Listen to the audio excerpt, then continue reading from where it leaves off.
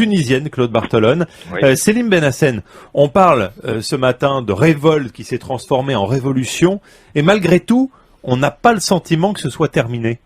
Est-ce qu'on se trompe? Vous vous trompez absolument pas. Vous savez, la révolution, c'est un peuple qui la guide. Une histoire, le peuple l'écrit, il en écrit la première ligne, il doit aussi en écrire la dernière. Et ce qui est en train de se passer en ce moment même, c'est que le régime qui est en place, parce qu'il ne faut pas oublier que le régime est toujours en place, essaie d'écrire cette dernière ligne à la place du peuple. Et donc là, qu'est-ce qui cloche encore dans l'issue de cette révolution? C'est parce que le Premier ministre est un homme de Ben Ali que vous considérez que la révolution n'est pas terminée? Absolument. Un homme de Ben Ali d'abord, qui a été Premier ministre depuis plus de 10 ans, et qui se donne pour mission d'organiser des commissions d'enquête contre la corruption, de la transparence, la liberté d'expression et des élections libres et indépendantes. Je pense que si ces gens-là étaient de bonne foi et convaincus de la démocratie et de la nécessité de la souveraineté du peuple, ils auraient fait depuis très longtemps. Claude Bartolone, vous aussi vous êtes partagé ce matin entre soulagement et prudence? Ah, tout à fait. À la fois, je suis en admiration devant ce qu'a fait le peuple tunisien qui a su résister. Et c'était difficile. Vous savez, n'oubliez pas qu'il y a eu des dizaines de morts. Et ils ont fait entendre cette voix de dire c'est absolument inacceptable qu'on puisse tirer sur le peuple tunisien, quelles que soient les raisons qui les ont amenés à défiler. Et aujourd'hui, c'est vrai que j'hésite entre cette admiration devant ce peuple qui a su faire entendre sa voix pour retrouver toute sa liberté, et puis l'inquiétude devant les heures qui viennent. On voit bien que les choses ne sont pas encore stabilisées. Et il faut que la France, quelles que soient les non-déclarations qu'elle a eu l'occasion de faire sur la dernière période, soit aux côtés du peuple tunisien pour dire voilà, nous sommes à votre disposition pour, si vous avez besoin de nous, vous aider à établir le plus rapidement possible maintenant le calendrier électoral pour que le peuple tunisien puisse décider en toute liberté de ses responsables et de la ligne politique qu'elle veut voir appliquée au pays. Finalement, Selim Benhassen, le président Ben Ali, il est toujours président. C'est juste qu'il est plus là, mais il est président, non? Il n'a pas démissionné formellement. Oui, non. Si vous voulez, il y a une vraie polémique autour d'un point de droit qui est de savoir si l'empêchement de M. Ben Ali est provisoire ou absolu. Vous savez, on connaît bien l'histoire, on connaît bien l'histoire politique. On voit bien les départs théâtraux et les retours qui ne sont pas improvisés, mais bien au contraire calculés de la part de personnes qui peuvent être un petit peu en position de faiblesse et qui n'attendent que de reprendre des forces pour, si vous voulez, reprendre la main. Expliquez-nous cette situation ce matin avec ce chaos, ce pillage. On apprend par exemple que là, un supermarché géant a été pillé, mais c'est pas le seul. On entend des témoignages de Tunisiens qui disent on vit barricadés chez nous avec des cadenas, des bâtons pour se protéger. Pourquoi cette situation de chaos, de pillage? Parce que la police n'est plus là? Non, parce que vous avez eu, pendant 23 ans, un climat qui a été un vrai climat de terreur, qui a été un vrai climat d'étouffement, et si vous voulez, moi je ne suis absolument pas surpris par ce qui se passe en ce moment. Parce qu'un peuple qui a vécu dans des conditions aussi difficiles ne peut pas réagir autrement. Et aujourd'hui, c'est une autre manière de manifester son ras-bol. Alors, je crois que si M. Ben Ali était responsable, il n'aurait pas pris la fuite. Il se serait adressé au peuple tunisien, il aurait été jusqu'au bout de sa démarche, tiré les conséquences de ses erreurs, démissionner et restaurer l'ordre avant de partir. Claude Bartolone, oui. vous l'évoquiez, le comportement de la France n'est pas tout à fait clair. D'ailleurs, ce matin, on le constate, le seul ministre à s'exprimer, c'est Alain Juppé, c'était d'ailleurs sur Europe 1, mais on a finalement assez peu de déclarations, la condamnation tardive aussi de la répression par la France. Oui, c'est vrai, et c'est pour cela aussi que le gouvernement français a tout intérêt à se mettre à la disposition du peuple tunisien. Moi, je dois vous dire, on voit bien l'hésitation qui a été celle du gouvernement et du président de la République pour savoir exactement ce qui pouvait être la suite, comment les Tunisiens allaient écrire cette histoire. Mais c'est leur affaire. Et à partir du moment où la police tirait sur le peuple tunisien, c'était de la responsabilité de la France des droits de l'homme, de dire il y a des choses qui ne peuvent pas être acceptées et que nous condamnons. Et là, cette parole a manqué, et je le regrette. Bon.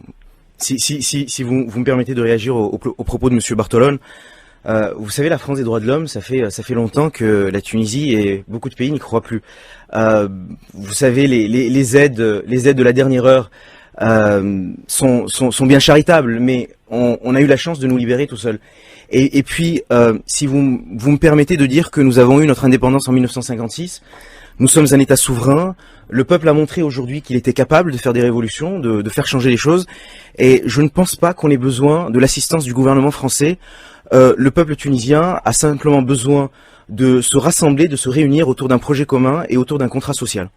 Est-ce que... Ça, c'est quelque chose qui est extrêmement important, hein, parce que il ne faudrait pas que dans la période qui s'ouvre, on laisse la moindre trace à une espèce de néocolonialisme s'installer. Hein. Le peuple tunisien a son avenir entre les mains, et je le dis, la seule chose qui doit être l'attitude du gouvernement français, c'est de dire, si jamais on fait appel à nous, on est à la disposition du peuple tunisien, mais rien qui puisse ressembler, notamment à un pays qui a quand même les gènes du colonialisme dans son histoire, rien qui puisse ressembler à du néocolonialisme. Salim Benhassen, un dernier mot. Vous êtes jeune, vous avez la trentaine, vous êtes un des leaders de l'opposition, vous avez fait Sciences Po à Paris.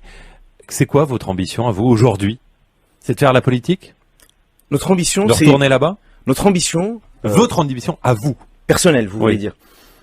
C'est une ambition citoyenne, c'est-à-dire je suis, comme tous les autres citoyens, j'ai été privé à la fois d'une histoire et j'ai été privé d'un pouvoir. J'ai été privé d'une histoire nationale collective parce qu'aussi bien Habib Bourguiba que Ben Ali nous ont fait penser qu'ils avaient écrit l'histoire pour nous. Et ça, nous l'avons refusé et nous continuons à le refuser. Et puis, on nous a privés de notre politique, c'est-à-dire qu'on nous a privés de décider collectivement de notre sort. Et moi, un citoyen parmi d'autres, ce que je veux faire, je veux contribuer à écrire... Attendez, vous êtes ministre, vous voulez de quoi? Vous voulez faire quoi? La politique, ce sont des postes... Non, mais là, vous avez une porte ouverte, c'est quoi ce matin? Non, pour vous, jeunes opposants, c'est un appel d'air, vous avez des rêves, vous avez quoi? Vous savez, vous êtes en train de voir la politique un petit peu comme on l'a fait en France. Vous avez la chance de vivre dans une démocratie, nous on a tout à construire. Et aujourd'hui, il faut avoir la modestie de dire que parmi d'autres, on veut construire notre pays et notre destin. Et c'est mes convictions les plus profondes. Comment vous réagissez, Claude Barthelone, vous en tant qu'homme politique, quand vous entendez ce jeune homme? Je réagis en me disant, voilà, c'est la génération qui est le fruit de ce manque de démocratie en Tunisie. C'est cette génération qui n'a pas pu s'exprimer, qui a eu l'impression d'être mis à l'écart de la construction démocratique, de la construction citoyenne de la Tunisie. Et j'imagine à la fois, et je l'entendais dans la voix, à la fois toute l'espérance, mais aussi ce doute qui peut exister dans les 24-48 heures que nous allons affronter, parce que l'on voit bien encore que tout n'est pas fini. L'histoire hésite, et je dois vous dire que c'est aussi la chose qui m'inquiète et qui me... Vous avez peur pour les prochaines heures, Claude Barthelone? Vous savez, c'est pas une question de peur. L'on voit qu'actuellement, et votre invité a eu l'occasion de le dire, on est devant une interprétation de la Constitution pour éviter que ce soit le premier président de l'Assemblée nationale qui assure l'intérim et que des élections soient organisées dans les 45 jours. On a cet habillage, Ben Ali s'est éloigné, du coup c'est le Premier ministre qui assure l'intérim. Donc on voit bien que il y a même institutionnellement une position qui n'est pas stabilisée. Quelles vont être les actions aujourd'hui? Comment vont-ils réussir à donner la parole à l'opposition pour se mettre d'accord sur un calendrier électoral et l'organisation de ces élections? Claude Barthelone, est-ce que vous êtes soulagé, est-ce que vous êtes rassuré que la France n'ait pas accueilli Ben Ali? Vous voyez, d'abord, je vais vous dire une chose. Jamais je n'ai pensé que M. Ben Ali allait mettre les roues de son avion en France. Parce que nous avons une justice trop libre. Nous avons trop de mouvements qui relèvent des droits de l'homme. Et M. Ben Ali sait qu'il risque de se retrouver devant les tribunaux. Mais là-dessus aussi, j'aurais souhaité que la France puisse dire, voilà, nous mettons à la disposition du peuple tunisien. S'il souhaite que nous l'accueillons, et si ça peut faciliter les choses, nous le ferons. Ou sinon, il n'y a aucune raison de l'accueillir. Et je vais vous dire, pour lui, il a choisi un pays à bon escient pour essayer de se protéger des actions juridiques qu'il aura à connaître dans les prochaines semaines et dans les prochains mois. Salim Benhassen, est-ce que vous espérez que Ben Ali sera jugé? En politique, on n'espère pas. On se donne les moyens de faire les choses. Et de ce point de vue, j'aimerais rappeler la responsabilité du Premier ministre devenu président par intérim, qui a, d'une certaine manière, organisé la fuite de M. Ben Ali. Parce qu'on l'oublie, c'est-à-dire que ce monsieur vient s'adresser au peuple tunisien en nous disant je vais vous organiser des élections et je vais vous redonner votre liberté. Cette personne est responsable de la fuite de Ben Ali parce que on aurait aimé juger monsieur Ben Ali en Tunisie et par des Tunisiens.